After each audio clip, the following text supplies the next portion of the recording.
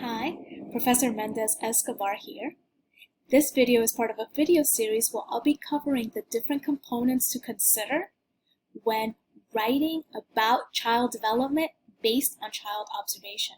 In this particular video, I'll go over some interpretation basics and explain the difference between observation and interpretation.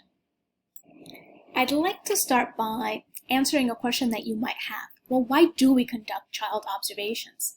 There are two main reasons. One is to be able to watch course content in action and to increase our understanding of course content.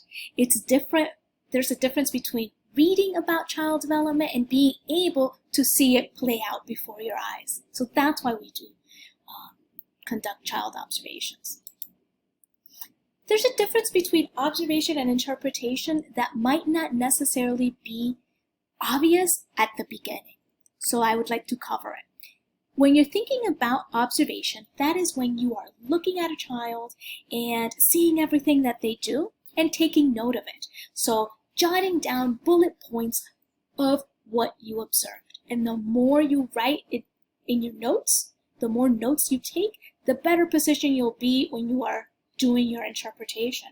Because interpretation is then when you apply the course content and your content knowledge, so your knowledge about child development, you apply it to what was observed. So that's the big difference. Observing is just looking and seeing and taking note, whereas interpretation is when you apply course content to what you saw. When you're taking child observation notes, you want to write down everything that you observe. As I mentioned before, the more you jot down, the more notes you take, bullet points, brief statements, the better position you'll be when you are doing your interpretation.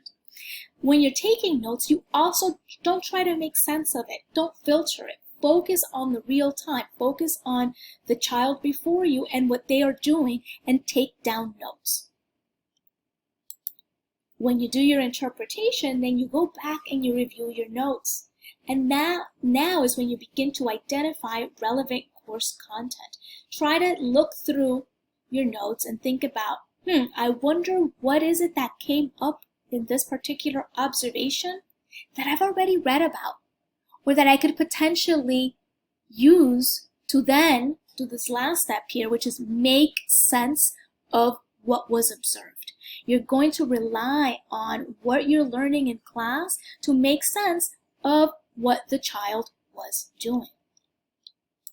So that when you're writing an interpretation of the child, you want to think about the child observation. You're thinking about your observation is your evidence. What you observe, that's like, for example, so if you're explaining a particular concept or say a theory, and then you say, for example, or as evidenced by, and then you use something from your observation to illustrate that point you're making. So your content knowledge, that's the focus of an interpretation. In an interpretation, when you're writing about it, you combine both the observation and your understanding of development. Okay, so that's it for this video. In other videos, I'll be covering other things to consider when you're writing interpretations based on child observation, and I'll also go a little bit more into detail about the different areas of development, such as physical development, cognitive development, social emotional development, and other factors that influence development and what to consider when you are writing about that. So make sure you check those out.